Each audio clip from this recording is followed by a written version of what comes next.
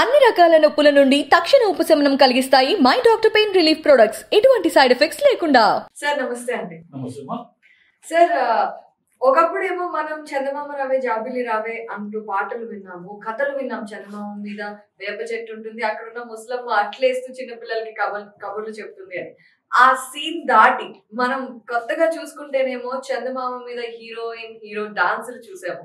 And ఇప్పుడు చూసుకుంటే చందమామ మీద, చంద్రుడి మీద, వేరే గ్రహాల మీద మనం వెళ్ళి అడ్వెంచర్స్ చేసే క్రియేటివ్ స్కోప్ లో ఉన్నాం కదా సార్ సినిమాల విషయంలో. అండ్ చంద్రయాన్ 3 సక్సెస్ ఈ స్కోప్ ని ఇంకా పెంచుతుందా? సో ఇప్పటి వరకు మనం చంద్రుడి మీదకి వెళ్ళడానికి పడే ప్రయత్నాలు, పాటలు అంటూ మనం ఎన్నో సైన్స్ ఫిక్షన్ మూవీస్ చూసాము.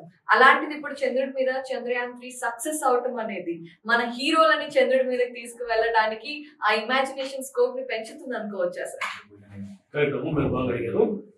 ఎప్పుడు కూడా మనం ఓన్ చేసుకునే ఒక స్పేస్ ఉంది.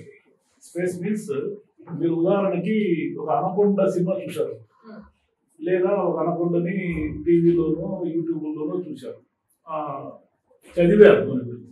అప్పుడు మీరు దాన్ని ఓన్ చేసుకోవాలి. ఎప్పుడు ఓన్ చేసుకుంటారంటే మీ ఊర్లోకి లేదా మీ వీధిలోకి ఒక అనకొండ వచ్చింది అనుకోండి, అప్పుడు ఆ ఊరు, ఆ వీధి, ఆ ఏరియా మొత్తము అనకొండని ఓన్ చేసుకుంటారు. ఇప్పుడు అనకొండ అని ఎగ్జాంపుల్ లేదు. ఇప్పుడు ఏదైనా సరే, ఇప్పుడు ఇంతకాలం ఎప్పుడో నీలవంశం చంద్రమండలం అని మీద పోయినాడు కదా, ఇప్పుడు మనము సక్సెస్ అయ్యాం. ఇప్పుడు మనము ఈ అంతరిక్షానికి సంబంధించిన ఏ సబ్జెక్ట్ అయినా ఓన్ చేసుకుంటాం. ఆ ఓన్ చేసుకునే స్పేస్ మన మైండ్లోకి వచ్చేసి. ఎందుకు హాలీవుడ్ లో వాళ్ళు అన్ని సినిమాలు స్పేస్ మీద తీశారు, హిట్ చేశారు, ఎన్ని చేశారు కదా, మనకెందుకు ఇంత పెద్ద ఇండియన్ మార్కెట్ లో ఇది ఏదో అక్కడక్కడ సెటైర్లు వచ్చాయి కానీ చందమా అమృతం చందమామ అని ఏదో ఇట్లా సెటైర్స్ అవి సీరియస్ సబ్జెక్ట్స్ కాదు. అలాంటివి కాకుండా అంతరిక్షం సినిమా వచ్చింది, అది పెద్దగా ఓన్ చేసుకోలేదు మనం. ఎందుకు ఓన్ చేసుకోలేదంటే మనకు అది తెలియదు, ఆ స్పేస్ తెలియదు. చదవడం వేరు, ఎక్కడో జరిగితే వినడం వేరు. మన దేశం వాళ్ళు, మన వాళ్ళు, ఇక్కడ ఇస్రో వాళ్ళు ఈ చేసిన ప్రయోగం సక్సెస్ కావడం వల్ల మనందరికీ కూడా దాన్ని మనం ఓన్ చేసుకుంటాం. మన సంతోషం అంతా, ఎందుకంటే జనం అంతా సంతోషంగా ఉన్నారు. చంద్రయాన్ మన అనేది అనమాట, మన అనేది ఓన్ చేసుకోవడం వల్ల రేపు ఈ స్పేస్ కు సంబంధించి కానీ, ఫ్యూచర్ కి సంబంధించి కానీ, చంద్రుడికి సంబంధించి కానీ ఏ సినిమా కానీ స్టోరీ చేసుకోవడానికి మనకు అవకాశం ఉంది. మన ఇండియన్ మార్కెట్ లో, మన తెలుగులో కూడా ఈరోజు మార్కెట్ అనేది విశ్వవ్యాప్తం అయిపోయింది, గ్లోబల్ మార్కెట్ ఉంది. కాబట్టి మనం ఎక్కువ డబ్బులు ఖర్చు పెట్టి తీస్తే అది వర్కౌట్ అవుతుందా కాదనే మూడు ఎవరికి లేదు. 100, 200, 300, 500 కోట్లు అయినా సరే ఒక సినిమా మీద ఖర్చు పెట్టడానికి మన వాళ్ళు సిద్ధంగా ఉన్నారు. ఇప్పుడు ఇన్నేళ్ల తర్వాత వాళ్ళు అన్ని స్పేస్ సినిమాలు తీసినా కూడా ఇండియన్ మార్కెట్ లో స్పేస్ సినిమాలు లేకుండా పోవడానికి కారణం ఏంటంటే మనం ఇంతకాలం దాన్ని ఓన్ చేసుకోలేదు. ఇప్పుడు ఓన్ చేసుకుంటాం, ఇక వస్తాయి అన్ని. Correct sir. అయితే మనం ఫ్యూచరిస్టిక్ మూవీస్ చేయడంలో ఆ ప్లాట్ఫామ్ ని, ఆ ప్యాటర్న్ ని అలవర్చుకున్నాం సార్ ఆల్రెడీ. మనం చూసుకుంటే కనుక హిస్టరీ తీయాలన్నా, ఫ్యూచరిస్టిక్ సినిమాలు తీయాలన్నా కూడా మనం చాలా వండర్ఫుల్ గా కమర్షియల్ గా అవ్వచ్చు, టెక్నికల్ గా అవ్వచ్చు, చాలా సక్సెస్ అయ్యే సినిమాలు తీస్తున్నాం సార్. ఫర్ ఎగ్జాంపుల్ మనకి త్వరలో రాబోతున్న కల్కి కూడా కావచ్చు, ప్రాజెక్ట్ కే అని ప్రస్తుతం మనం అనుకుంటున్నాము. అది కూడా ఏదో 2050 సంవత్సరంలో జరిగే సినిమా. అటువంటి సినిమాలు, ఫ్యూచరిస్టిక్ సినిమాలు వస్తున్న ఈ తరుణంలో మనకి చంద్రయాన్ 3 సక్సెస్ తర్వాత మీరు అన్నట్టుగా ప్రతి హీరో కనీసం ఒక స్పేస్ మూవీ తీస్తారేమో అని అనిపిస్తుంది sir. Sir do we have, అంటే మన దగ్గర వండర్ఫుల్ డైరెక్టర్స్ ఉన్నారు కదా సార్, ఇప్పుడున్న డైరెక్టర్స్ ఈ స్పేస్ ని యూజ్ చేసుకుంటారా? ఇప్పుడు రాబోయే 5 సంవత్సరాల్లో మన సినీ పరిశ్రమలో ఎలాంటి స్పేస్ మూవీస్ మనం ఎక్స్పెక్ట్ చేయొచ్చు? పెద్ద పెద్ద హీరోలు అందరూ కూడా ఈ ఫ్యాంటసీతో కూడిన స్పేస్ మూవీస్ ని ట్రై చేస్తారు. ఎందుకంటే వాళ్ళకి ఈ హీరో ఒక విలన్ డిషుమ్ అని ఫైటింగ్, లేదా అమ్మాయితో లవ్, లేదా గ్యాంగ్స్టర్స్, ఇవన్నీ బోర్ కొట్టేసినాయి వాళ్ళకు కూడా. వాళ్ళ కెరీర్ లో ఏదో కొత్తది చెయ్యాలి అని ప్రతి హీరో కూడా ఉంటుంది. ఆ ప్రతి హీరోకు కూడా ఉండడమే ఈ చెప్పే కల్కి, ప్రాజెక్ట్ కే ఇవన్నీ ఉన్నాయి. ఇవన్నిటిని రేపు ఏదో ఫ్యూచర్ 2050 ఇది జరిగిందంటే మనం చూస్తాం. ప్రేక్షకుడిగా మనకున్న ఎన్విరాన్మెంట్ మారింది కాబట్టి సైన్స్ కు, స్పేస్ కు సంబంధించి మనం వాటిని చూస్తాం. ఎప్పుడైతే ప్రేక్షకులు చూస్తాడు అని నమ్మకం కలుగుతుందో అప్పుడు రైటర్లు కథలు చేసుకోవడానికి కానీ దర్శకులు ఆ సినిమాల గురించి హీరోల్ని ఒప్పించడం కానీ హీరోలు ఇలాంటి సినిమాలు చేస్తే మనకు రేపు పొద్దున ఇంకా కెరీర్ బాగుంటుంది అని నమ్మడం కానీ ఇవన్నీ జరుగుతుంటే నమ్మకం కలిగించడం అన్నమాట. ఇప్పుడు ఒక గ్రామీణమైన కథతో ఒక అద్భుతమైన సినిమా తీసి వరల్డ్ మార్కెట్ ని కొల్లగొట్టొచ్చు అని కాంతారా ప్రూవ్ చేసింది.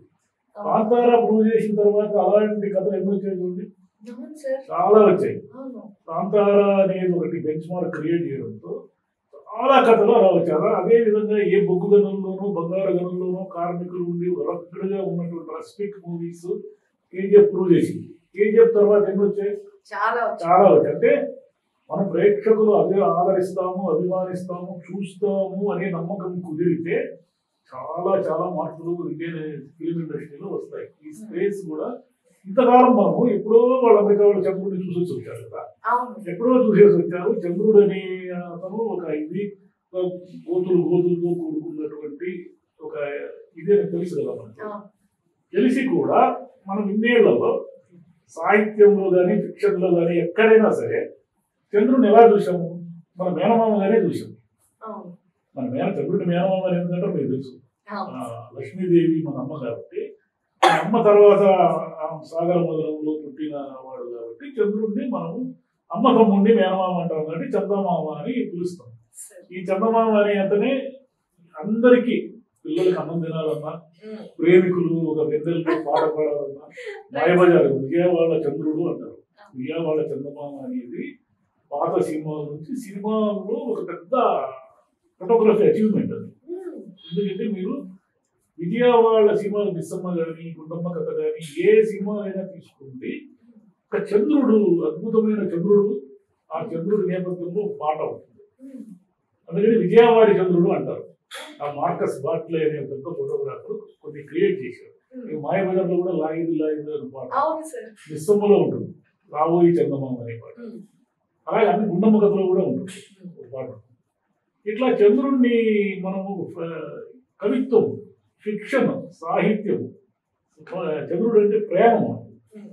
జాబిలమ్మ అని అంటారు, చందమామ అంటారు. జాబిలమ్మ పేరు ఎన్ని పాటలు ఉన్నాయి మనకు తెలిసి, చాలా పాటలు ఉన్నాయి, అన్ని హిట్ సాంగ్స్ కూడా.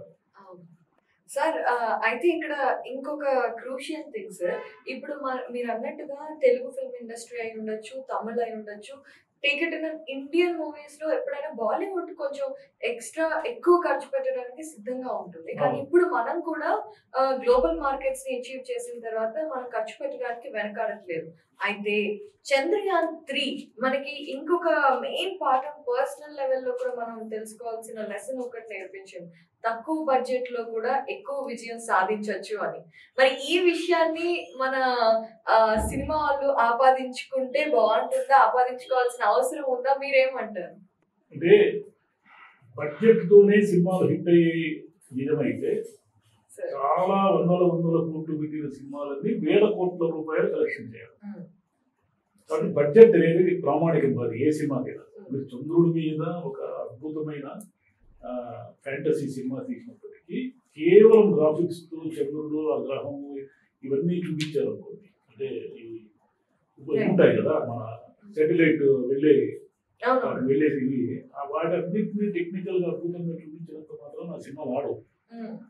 ఆ సినిమా చూస్తాం మనం అంతే, ఈ టెక్నాలజీ కోసం, అంతేగాని అవి పెద్దగా ఆడవు. ఎప్పుడు కూడా ఒక సినిమా ఆడాలంటే హ్యూమన్ ఎమోషన్స్ దాంట్లో కలిసి ఉండాలి. మీరు ఇంటర్స్టెల్లర్ అనేది క్రిస్టోఫర్ నోలన్ సినిమా అంత పెద్ద హిట్ ఎందుకు అంటే చాలా ఎమోషన్ ఉంటుంది. ఎప్పుడు ఒక టెక్నికల్ ఆస్పెక్ట్ ని చూడడానికి జనం రారు. టైటానిక్ అతను ఎందుకు తీశాడంటే టైటానిక్ అనే షిప్ ఎలా మునిగిపోయింది అని చెప్పడం కోసమే తీశాడు. అదే చెప్పి ఉండేది డాక్యుమెంట్. అతను ఏం చెప్పాడు, అమ్మాయి అబ్బాయి ప్రేమ కథను తీసుకుని దాని వెనక టైటానిక్ పెట్టి తీశాడు. టైటానిక్ మునిగిపోతుంది అంటే మనకేం బాధ కాకపోవచ్చు, కానీ అమ్మాయి అబ్బాయి ప్రేమ కథ అలా ముగిసిపోతుంది అనేది మనకు విపరీతమైన బాధ కలిగించింది. అదే ఆ సినిమాలో వస్తుంది. రేపొద్దున స్పేస్ మీద ఎన్ని సినిమాలు తీసినా, ఇప్పుడు హాలీవుడ్ లో వాళ్ళు ఎన్ని సినిమాలు తీసినా, వాళ్ళ సినిమాలన్నీ కూడా హ్యూమన్ ఎమోషన్స్ ఉన్నవి మాత్రమే ఆడినాయి. కేవలం గ్రాఫిక్స్ సినిమాలు ఆడలేదు. బాగా ఈ తేడా ఉంది. అట్లనే ఖర్చు ఎంత అనేది సమస్య కాదు. చంద్రయాన్ అనేది ఒక పెద్ద పెద్ద విషయాన్ని మనం తక్కువ ఖర్చుతో తీసుకెళ్ళాం. 14 రోజులు 15 రోజులు ప్రయాణం చేసినది చాలా అద్భుతమైన విషయం అది. దాని నుంచి మనకు సినిమా వాళ్ళు నేర్చుకోవాల్సిన మూల సూత్రం ఏంటంటే కేవలం గ్రాఫిక్స్తో, కేవలం స్పేస్ ఒడిస్సీతో, కేవలం స్పేస్ షటిల్స్ అక్కడికి పంపించడంతో ఆడవు. దానికి ఆ కథకి మనుషులకి ఏదో సంబంధం ఉండాలి. ఆ కథ కేవలం టెక్నికల్ పరికరాలకు సంబంధించిన కథగా ఉంటే అది ఆడదు.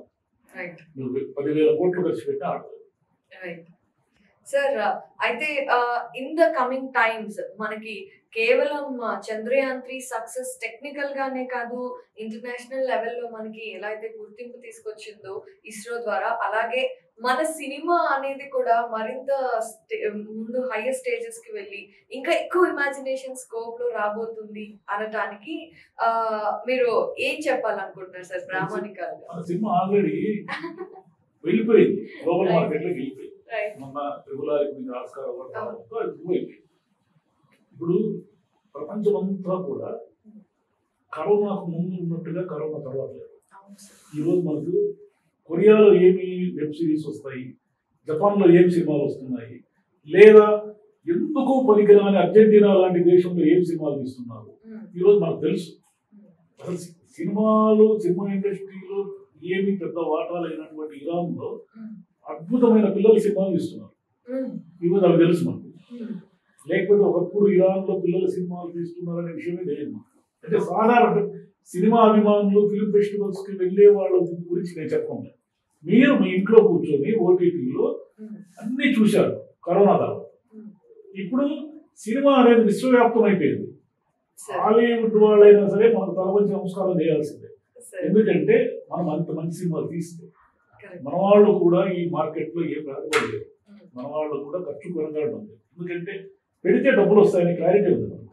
మనం బాగా తీసి ఖర్చు అంటే ప్రొడక్షన్ వాల్యూస్. స్పేస్ సినిమా అనుకోండి, స్పేస్ కి మనం తక్కువ డబ్బులతో పంపించగలిగామని చంద్రయాన్ని. స్పేస్ సినిమాని తక్కువ డబ్బులతో తీయలేదు. ఎందుకు తీయలేమంటే దానికి టెక్నాలజీ, ప్రొడక్షన్ వాల్యూస్ కావాలి, గ్రాఫిక్స్ అవసరం, చాలా అవసరం. అంతే కదా సార్, చంద్రుడి దగ్గర చంద్రుడి మన దగ్గర తీసుకోవటం కష్టం కదా. అందుకని మనము కొంచెం డబ్బులు అయితే ఖర్చు పెట్టాలి. గతంలో ఏమైందంటే మనకు మార్కెట్ లేక డబ్బులు 100 కోట్ల రూపాయలతో ఒక సినిమా తీస్తే ఆ 100 కోట్లు మనం ఎక్కడి నుంచి తెచ్చుకోవాలి? మహా అయితే తెలుగు నుంచి తెచ్చుకోవాలి, కన్నడ తమిళకి కొంచెం అనువాదం చేసుకుంటాం, హిందీకి అసలు పోయేదే కాదు, ఈ ఇంగ్లీష్ అనేది మన ఊరు కూడా ఉంది. ఈ పరిస్థితుల్లో మనం డబ్బులు ఖర్చు పెట్టడానికి భయపడేవాళ్ళం. ఇప్పుడు అది లేదు. మనకి అమెరికాలో ఇప్పుడు మన పిల్లలు అమెరికాలోని ఒక 60-70 థియేటర్లో సినిమాలు రిలీజ్ అయితే మన పిల్లలు శుక్రవారం వెళ్ళిపోతారు సినిమాకి. వాళ్ళు పగలు రాత్రి తేడా ఉంటుంది. వాడు సాయంత్రం 7:30 రిలీజ్ అయితే సినిమా 7:30 సినిమాకి వెళ్ళిపోతారు. సినిమాకి వెళ్ళిపోయి మన ఇక్కడ ఎలా చూస్తామో అలాగే చూస్తున్నాం. ప్రపంచం మారిపోయింది. మనకంటే ముందు వాళ్ళే చెప్తున్నారు ఈ సినిమా బాగుంది డాడీ, బాగాలేదు డాడీ, చూడకూడదు అని చెప్తున్నారు. ఇంకా మనం ఇంకా చూసుకున్నాం, మనకి ఇంకా వేసి ఉంటారు సరే పూర్తి సగం సినిమా వేసి ఉంటారు. So coming to this Telugu film industry ఇప్పటి వరకు బార్డర్స్ దాటి గ్లోబల్ గా మన మార్కెట్ ని పెంచుకోవడంతో పాటుగా ఇప్పుడు మనం అప్పుడప్పుడు అడపాదడపా టచ్ చేస్తున్న ఫీల్డ్స్ లో మనదంటూ ముద్ర వేయబోతున్నాం. ఎలా అయితే చంద్రుడి సౌత్ పోల్ పై మనం ముద్ర వేసామో ఇస్రో చంద్రయాన్ 3 ద్వారా, అలాగే సైన్స్ ఫిక్షన్ అడ్వెంచరస్ మూవీస్ లో తెలుగు ముద్ర పడబోతోంది. సార్, ఈ విషయాన్ని మీరు ఘంటాపదంగా చాలా చక్కగా చెప్పారు. Thank you so much sir.